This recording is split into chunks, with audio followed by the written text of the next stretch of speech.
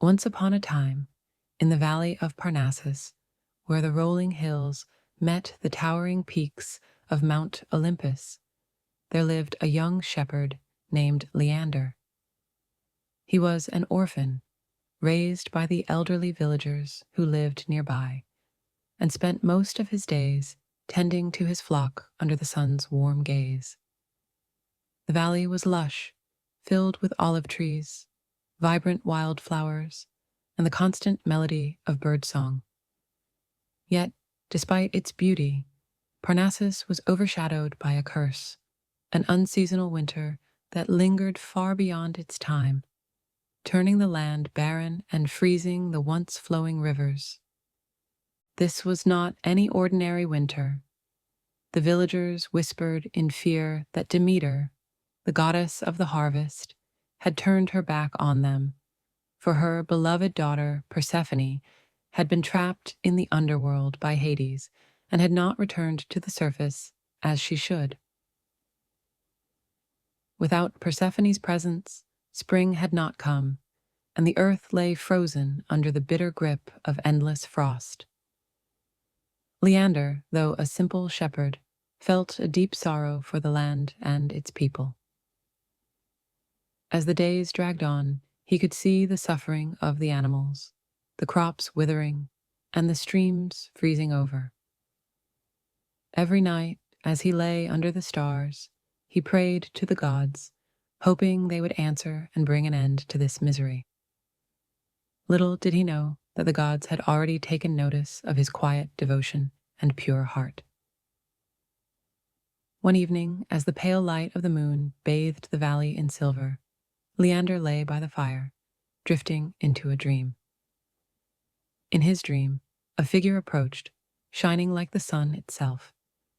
It was Hermes, the swift-footed messenger of the gods, with his winged sandals and caduceus staff. "Leander," Hermes said, his voice echoing like the wind through the trees, "the gods have heard your prayers. You are chosen to embark on a quest to restore the balance between the underworld and the living. Persephone must return to the surface, and you are the one who must retrieve a sacred flower from the Elysian fields. This flower alone can break the cold grip of winter." Leander, startled by the vision, sat up in awe.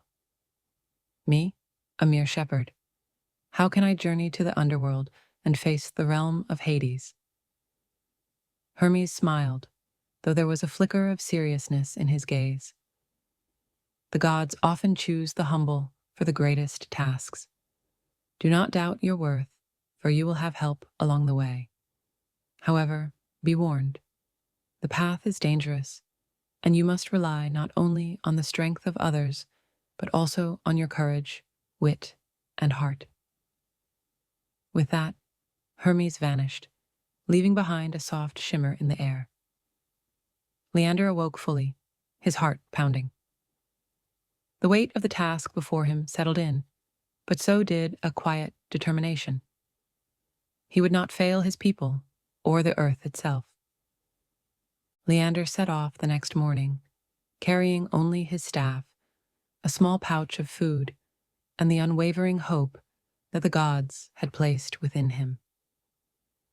The first part of his journey took him through the forested slopes of Mount Parnassus, where the trees stood tall and ancient, their branches heavy with snow.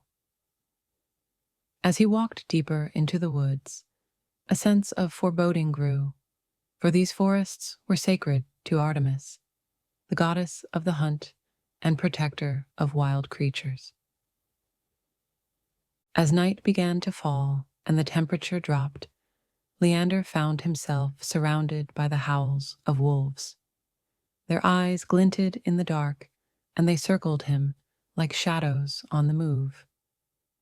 But before they could strike, a voice echoed through the trees, sharp and commanding. "Hold your ground, shepherd." Out of the shadows stepped Artemis herself, her silver bow in hand, her eyes glowing like the moon. The wolves immediately retreated, sitting obediently at her feet. "You seek the underworld," she said, her voice carrying the authority of the wild. "Few dare such a quest. Why do you walk this path?" Leander knelt before the goddess. "I seek to bring back spring. I must retrieve the sacred flower from the Elysian fields and return Persephone to the world above." Artemis studied him for a long moment, then lowered her bow. "Your cause is noble, and the world suffers for Demeter's loss. I will not stop you. In fact, I will aid you. The beasts of the wild will not harm you on this journey, and I grant you a blessing for swiftness, as I grant my hunters." With a nod of gratitude, Leander continued his journey, feeling the blessing of Artemis as he moved more swiftly through the forest than ever before. His heart lightened with hope, but he knew the greatest challenges still lay ahead. After days of travel, he reached the banks of the river Styx, the boundary between the world of the living and the realm of the dead. The river was dark and churning, its waters thick with the despair of lost souls.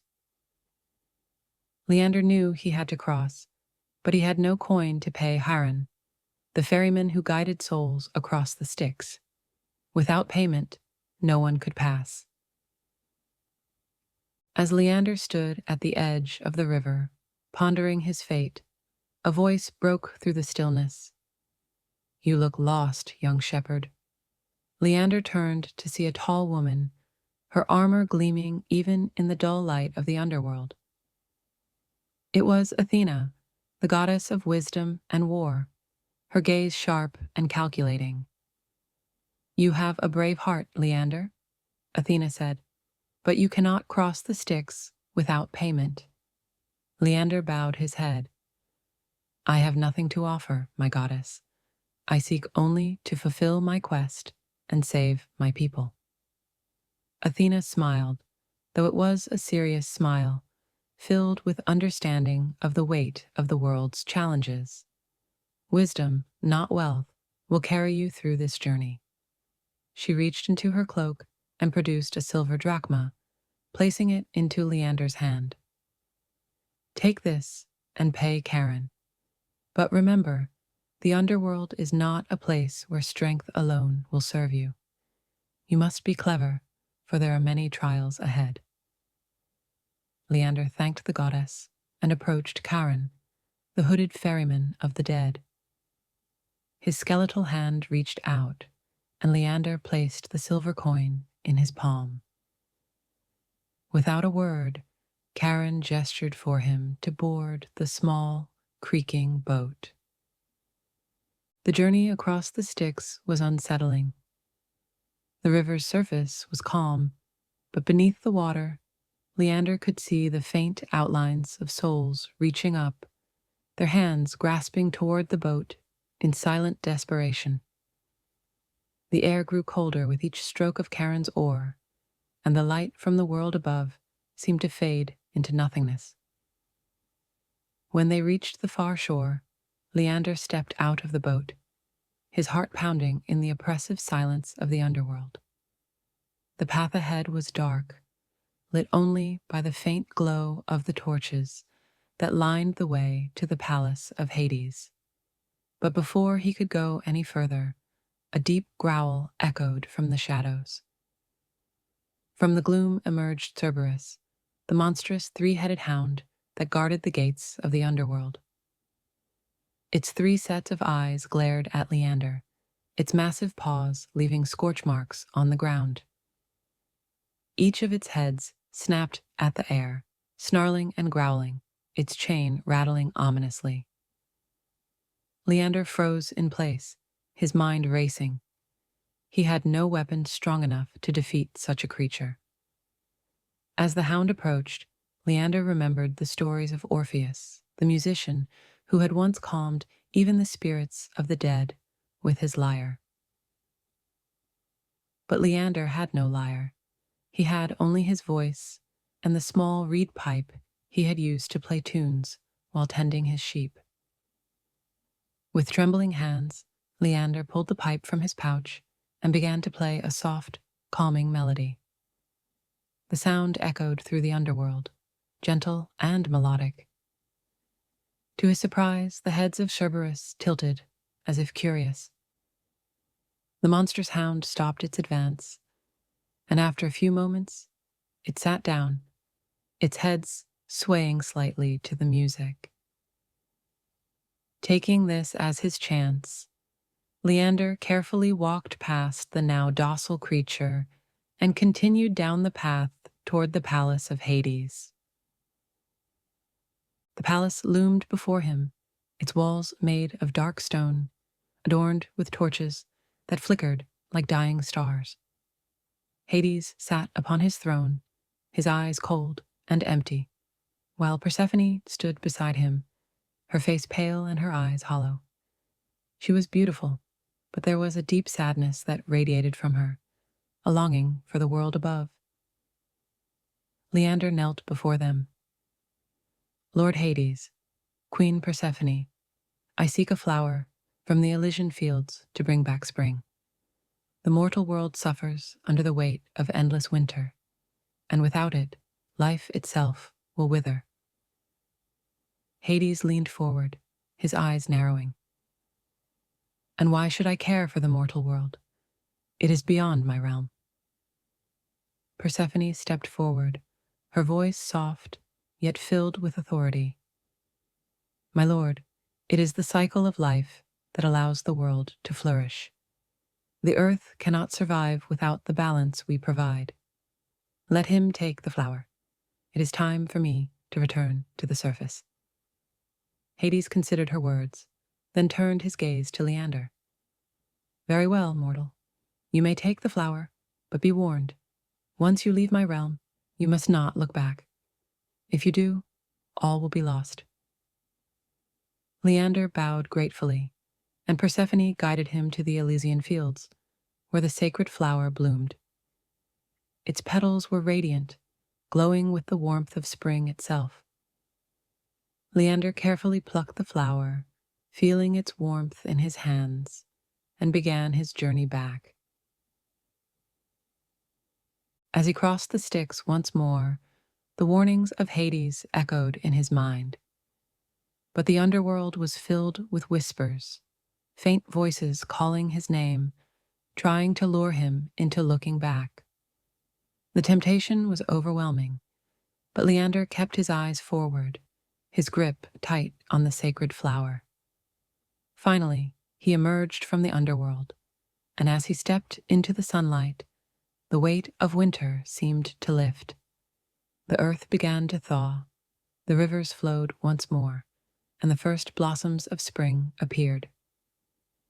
Leander returned to his valley, where the villagers greeted him with tears of joy and songs of praise.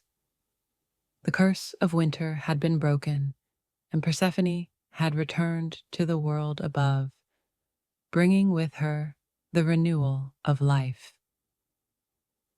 Leander, though hailed as a hero, returned quietly to his sheep, content to live out his days in peace, knowing that he had played his part in restoring the balance of the world. And so, the seasons turned once more, and life flourished, as it always had, in the shadow of the gods.